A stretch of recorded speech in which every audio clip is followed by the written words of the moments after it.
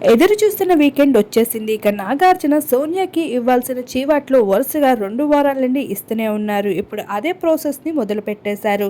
అయితే మనందరికీ తెలిసిందే ఫోటో టాస్క్ అంటూ జరుగుతూ వచ్చేసింది. అందులో అభయ్ నవీన్ అలానే ఇక నిఖిల్కి సంబంధించిన ఫొటోస్ని గేమ్ ఆడేందుకు పృథ్వీ మరొక వైపు నాబిల్ అయితే రావడం జరిగింది. అక్కడ పృథ్వీ మొత్తం అన్ఫేర్ గేమ్ ఆడుతూ వచ్చేసాడు.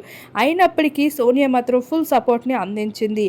అయితే ఈ విషయంపై పృథ్వీ ఓడిపోవడంతో సోనియా ఏకంగా నిఖిల్ని నిందిస్తూ కనిపించింది.